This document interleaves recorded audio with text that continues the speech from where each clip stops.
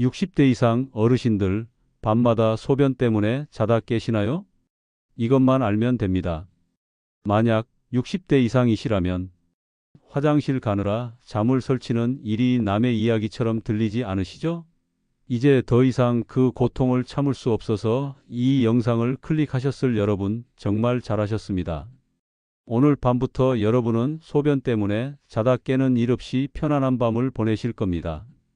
저는 40년 넘게 비뇨기과 전문의로 일해온 박상훈 원장입니다. 60 후반이 되면서 저도 같은 증상을 겪었습니다. 한밤중에 2번, 3번, 심지어 5번까지도 깨는 날이 있었어요. 매일 밤 한 번도 안 깨고 쭉 자보는 게 소원이었다면 바로 지금 제 이야기에 고개를 끄덕이고 계실 겁니다. 하지만 단순한 불편함을 넘어 이 문제를 방치하면 훨씬 더 심각한 일이 발생한다는 사실 알고 계셨나요? 그저 잠 못 드는 밤을 넘기는 것으로 끝나지 않습니다. 특히 야간뇨를 제대로 관리하지 않으면 요실금은 물론이고 낙상사고, 수백만 원의 병원비, 더 나아가 남은 노후 생활 전체까지 흔들릴 수 있습니다. 오늘 이 영상을 끝까지 보시면 병원비 한 푼 들이지 않고도 자다 깨서 화장실 가는 일 없이 7시간 연속으로 숙면을 취하실 수 있습니다. 복잡한 의학 용어는 필요 없습니다. 지금 당장 집에서 5분만 투자하면 오늘 밤부터 야간뇨가 사라집니다. 제 40년 임상 경험에서 나온 특별 비법, 오직 이 영상을 보시는 분들만 알게 됩니다. 저는 이 과정을 직접 겪어본 사람으로서 가장 쉽고 확실한 방법을 진심을 담아 하나하나 전해드리겠습니다. 지금 구독과 좋아요를 눌러주세요. 그리고 잠시 후에는 병원에서도 잘 알려주지 않는 야간뇨의 숨겨진 원인에 대해 말씀드릴 텐데요. 이것만 알아도 오늘 밤부터 한숨도 안 깨고 주무실 수 있습니다. 그럼 지금부터 밤마다 소변 때문에 고생했던 밤들을 끝내고 상쾌한 아침을 맞이할 준비 함께 하실까요?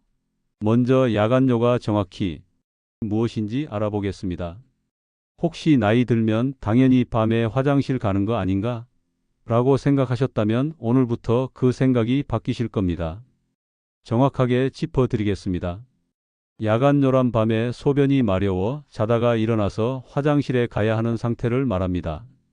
그런데 여기서 중요한 건 몇 번 깨야 정상이냐는 겁니다. 나는 새벽에 한두 번 깨는 거니까 괜찮겠지? 이렇게 생각하실 수 있습니다. 하지만 아닙니다. 의학적으로는 밤에 단 한 번이라도 소변 때문에 깨면 야간뇨라고 합니다. 놀라셨나요? 하지만 현실적으로 40대는 40%, 50대는 50%, 60대는 60%가 최소 한 번은 깬다는 연구 결과가 있습니다. 심지어 90대는 90%가 한 번 이상 깬다고 하니 나이가 들수록 더 흔해지는 현상이죠. 그래서 보통은 2번 이상 깨는 경우부터 치료 대상으로 봅니다. 치료 목표도 전혀 안 깨는 것이 아니라 한 번 이하로 줄이는 것을 목표로 합니다. 그냥 자다 깨는 거 불편하지만 참으면 되지 않나요? 이런 생각도 하실 수 있습니다. 하지만 야간뇨는 단순한 불편함의 문제가 아닙니다. 연구 결과 야간뇨가 있는 분들은 우울증 위험이 2배 이상 높고 낮 시간 활동성과 삶의 질이 크게 떨어집니다. 왜냐하면 야간뇨가 계속되면 몸이 깊은 잠을 자지 못하게 됩니다. 어제 점심에 뭘 드셨는지 기억이 안 나고 약속을 깜빡하게 되는 일들이 점점 많아집니다.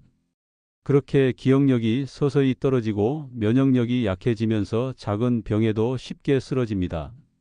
기운이 없고 무기력해지는 것도 모자라 우울증 위험까지 생기는 것이죠. 그리고 가장 큰 문제는 낙상사고입니다. 밤중에 비몽사몽 화장실을 가다가 넘어지면 고관절이 부러지거나 척추가 다칠 수 있습니다. 그런데 이게 단순히 뼈 부러지는 걸로 끝나지 않습니다. 한번 골절되면 최소 1년 이상을 고생해야 하고 심한 경우 요양병원 신세를 지게 됩니다. 제 환자 중에 78살 김만수 할아버지는 밤중에 화장실 가려고 일어났다가 침대에서 떨어져 고관절이 부러졌습니다. 수술비만 300만 원, 그리고 6달 동안 재활 치료를 받으셨는데 결국 완전히 회복되지 못했습니다. 지금은 보행기 없이는 걷지 못하는 상태가 되셨죠. 실제로 통계를 보면 야간뇨가 있는 어르신은 그렇지 않은 분보다 낙상 위험이 3배나 높습니다. 더 무서운 건 한 번 낙상으로 골절되면 1년 내 사망률이 크게 올라간다는 사실입니다. 야간뇨는 단순히 귀찮은 일이 아닙니다. 우리의 건강, 우리의 생명까지 걸린 문제입니다. 그렇다면 왜 이런 일이 생기는 걸까요? 왜 나이가 들수록 점점 더 소변 때문에 깨게 되는 걸까요? 이제 우리 몸 안에서 실제로 어떤 일이 일어나는지 아주 쉽게 풀어드리겠습니다. 이걸 알게 되시면 왜 야간뇨를 오늘부터라도 반드시 고쳐야 하는지 뼈속 깊이 느끼게 되실 겁니다. 그렇다면 왜 나이가 들수록 자다가 소변 때문에 깨는 걸까요? 그냥 방광이 약해진 걸까요? 아니면 물을 많이 마셔서일까요? 아닙니다. 진짜 이유는 따로 있습니다. 가장 큰 이유는 바로 항이뇨 호르몬 때문입니다. 이 항이뇨 호르몬이 뭐냐고요? 쉽게 설명해 드리겠습니다. 우리 몸에는 소변량을 조절하는 일종의 수도꼭지가 있다고 생각하세요. 젊을 때는 밤이 되면 이 수도꼭지를 자동으로 잠가서 소변 생성을 줄여줍니다. 그래서 낮에 물을 많이 마셔도 밤에는 화장실에 안 가고 푹 잘 수 있었던 거예요. 이 수도꼭지 역할을 하는 것이 바로 항이뇨 호르몬입니다. 하지만 나이가 들면 이 항이뇨 호르몬 분비가 점점 줄어듭니다. 결국 밤에 잠겨 있어야 할 수도꼭지가 꽉 안 잠기면서 소변이 계속 만들어지게 되는 거죠. 밤에 잠든 사이에도 계속 만들어져서 당신을 억지로 깨우는 겁니다. 이게 첫 번째 원인입니다. 두 번째 원인은 방광의 탄력과 저장 능력이 줄어드는 겁니다. 젊었을 때 방광은 마치 큰 풍선처럼 충분히 늘어나고 소변을 많이 담을 수 있었습니다. 그런데 나이가 들면서 이 풍선이 점점 작아지고 딱딱해집니다. 결국 조금만 소변이 차도 벌써 화장실에 가고 싶은 신호가 오는 거죠. 남성분들은 60대 이후 절반 이상이 전립선이 커지기 시작합니다. 제가 환자분들에게 늘 설명하는 것이 전립선은 마치 도넛 모양으로 소변이 나가는 관을 감싸고 있다는 겁니다. 이 도넛이 부풀어 오르면 가운데 구멍이 좁아져서 소변이 잘 안 나가게 됩니다. 그러면 방광에 항상 소변이 조금씩 남아있는 상태가 되죠. 그러니 밤에 조금만 소변이 더 생겨도 벌써 방광이 꽉 찼어요 하고 신호를 보내는 겁니다. 여성분들은 또 사정이 다릅니다. 여성분들은 특히 출산 경험이 있으신 분들은 방광을 지탱하는 근육들이 약해집니다.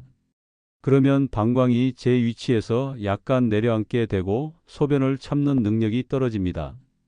게다가 많은 여성분들이 과민성 방광을 겪으십니다. 이건 방광이 실제로 꽉 차지 않았는데도 자꾸 소변 마려워요 라고 거짓 신호를 보내는 상태입니다.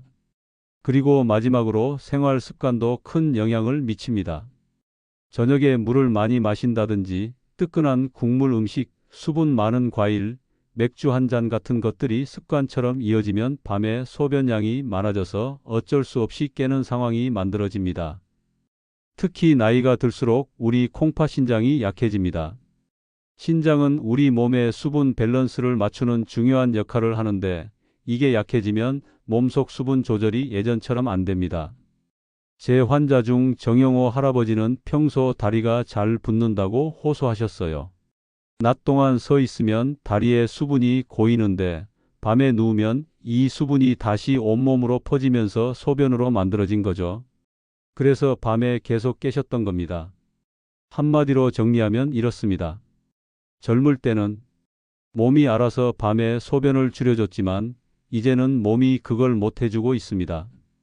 방광은 더 민감해지고 항이뇨 호르몬은 줄어들고 몸속 수분은 밤에도 계속 소변으로 변하고 있습니다. 그리고 이 작은 변화들이 쌓여 결국 당신의 밤을 깨우고 삶의 질을 무너뜨리는 겁니다.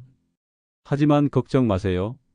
이제부터 어떻게 하면 이겨낼 수 있는지, 어떻게 하면 밤새 꿀잠을 잘 수 있는지 구체적인 방법을 하나하나 알려드리겠습니다. 오늘 밤부터라도 바로 실천할 수 있습니다. 지금부터 말씀드리는 이 방법들은 제가 직접 경험한 것을 환자들에게 알려주고 수천 명이 실제로 효과를 본 검증된 방법입니다. 첫 번째, 낮에는 물을 충분히 드시고 저녁부터는 철저히 수분을 줄이셔야 합니다. 물을 줄이라뇨? 물 많이 마셔야 건강에 좋은 거 아닌가요? 이렇게 생각하실 수 있습니다. 맞습니다. 낮에는 물을 잘 드셔야 합니다. 하지만 저녁 6시 이후부터는 이야기가 완전히 달라집니다. 저녁 식사를 마치고 나서는 약을 드시기 위한 최소한의 물 외에는 절대 추가로 물, 국물, 과일, 맥주를 드시면 안 됩니다. 특히 국물 음식은 문제입니다. 국밥, 찌개, 탕 이런 거 드시면서 나도 모르게 수분을 엄청 섭취하게 됩니다. 한 숟갈, 두 숟갈 떠 먹다 보면 밥 한 공기보다 국물을 더 많이 드시는 경우가 대부분입니다. 나는 국물 별로 안 먹는데라고 생각하셔도 그 한두 숟갈이 밤에 큰 차이를 만듭니다. 저녁엔 국물 없이 건더기만 골라 드세요. 그리고 식사 후에 과일로 마무리하는 습관을 버리세요. 과일은 낮에만 드시는 게 좋습니다. 두 번째, 잠들기 3시간 전부터는 다리 붓기 관리를 해 주셔야 합니다. 낮 동안 다리에 고였던 수분이 밤에 몰려와 소변으로 바뀌는 걸 막기 위해 저녁 식사 후부터는 다리를 심장보다 높게 올리고 계시는 게 좋습니다. 우리 몸은 하루 종일 서 있거나 앉아 있으면 다리로 수분이 내려가 쌓이게 됩니다. 특히 심장이나 콩팥 기능이 약해진 어르신들은 이 현상이 더 심하죠. 이렇게 다리에 고인 수분이 밤에 누우면 몸 전체로 퍼지면서 소변으로 바뀌는 겁니다. 제 환자 중 75살 최영식 할아버지는 매일 밤 3번 깨던 분인데 저녁 7시부터 9시까지 TV 보실 때 다리를 소파에 올려놓는 습관을 들이신 후 밤에 한 번만 깨게 되셨답니다. 방법은 아주 간단합니다. 소파에 앉아 다리를 올리거나 침대에 누워 쿠션을 다리 밑에 깔아두는 것도 좋습니다. 매일 저녁 식사 후 2~30분만 이렇게 하셔도 효과가 있습니다. 특히 다리가 자주 붓는 분들, 심장이나 콩팥에 문제가 있으신 분들은 이 방법이 더 효과적입니다. 이것만 꾸준히 해도 밤에 만들어지는 소변량이 놀랍게 줄어들고 자다 깨는 횟수도 자연히 줄어듭니다. 세 번째, 자기 전에는 꼭 한 번 더 소변을 보고 주무셔야 합니다. 나는 소변 마렵지 않은데 굳이 가야 하나요? 하실 수 있습니다. 네, 소변이 마렵지 않더라도 꼭 가셔야 합니다. 이건 마치 장거리 여행 떠나기 전에 화장실 들르는 것과 같은 원리입니다. 소변이 조금이라도 있으면 모두 비워야 밤새 편안하게 주무실 수 있습니다. 제가 진료실에서 만난 많은 환자분들이 소변이 안 마려워서 안 갔어요 라고 하셨다가 밤중에 깨서 화장실에 가는 경우가 많았습니다. 방광에 조금의 소변만 있어도 밤새 추가로 만들어지는 소변과 합쳐지면 금세 방광이 차게 됩니다. 소변이 많든 적든 방광을 완전히 비우는 행위 자체가 야간뇨를 막는 가장 확실한 첫걸음이 됩니다. 자기 전 화장실 가는 습관을 매일 지키시면 몸이 적응해 밤에 소변을 덜 만들게 됩니다. 특히 화장실 갈 때는 충분히 시간을 들여 방광이 완전히 비워졌는지 확인하는 것도 중요합니다.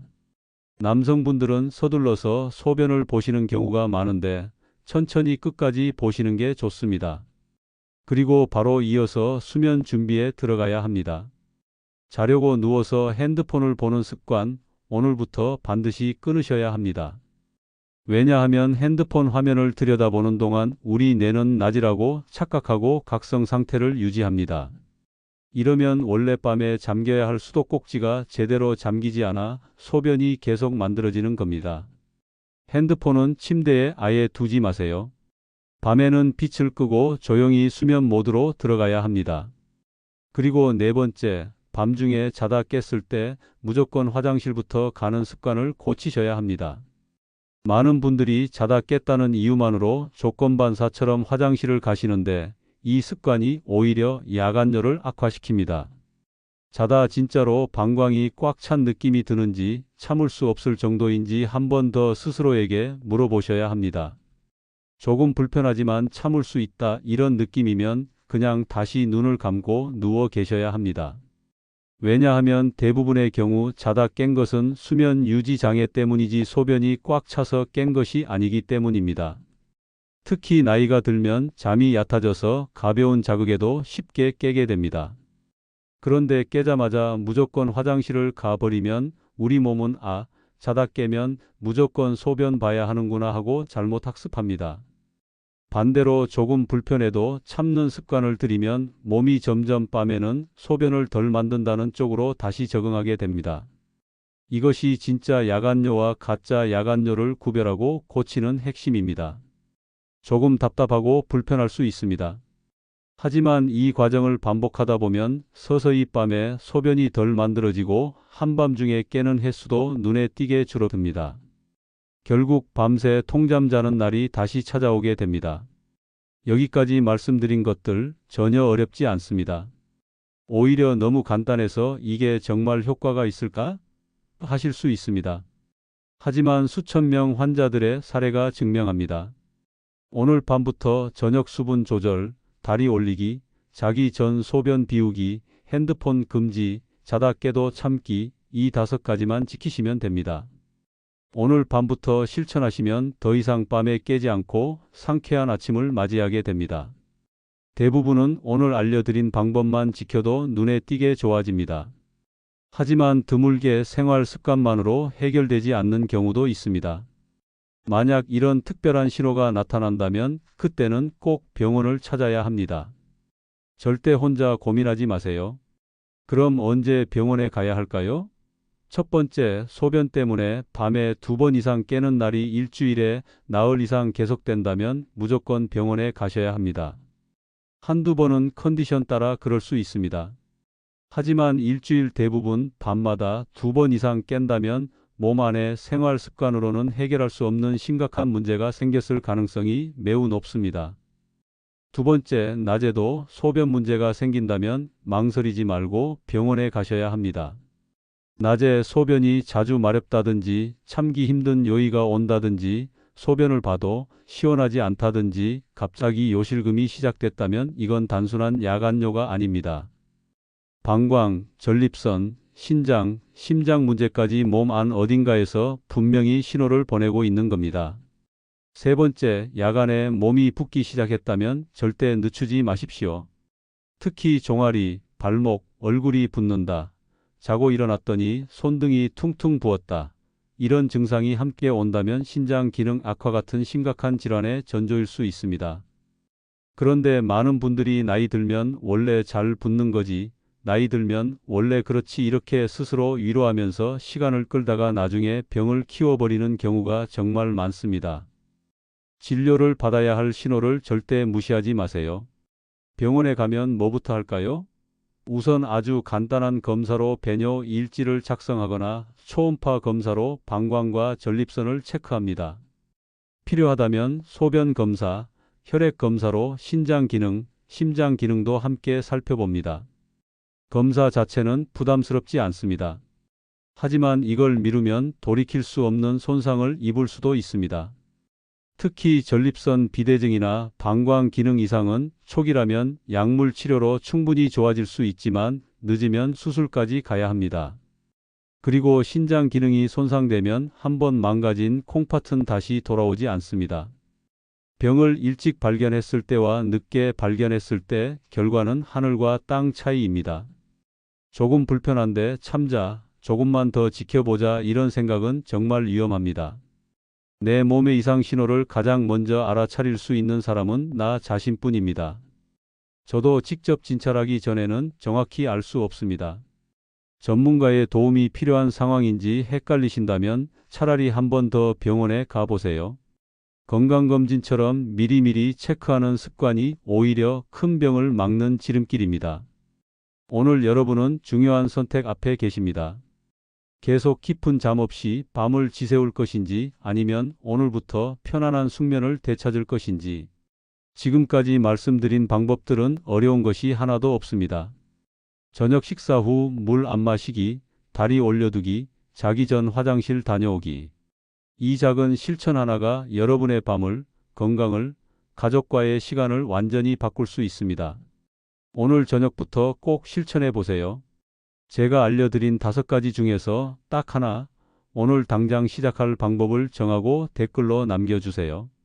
오늘부터 저녁 6시 이후로는 물 안 마시기 시작합니다. 오늘부터 자려고 누워서 핸드폰을 보지 않겠습니다. 이렇게 간단한 댓글 하나가 여러분의 의지를 다지는 첫걸음이 됩니다. 또한 여러분의 댓글을 읽는 다른 분들에게 용기와 희망이 될 수 있습니다.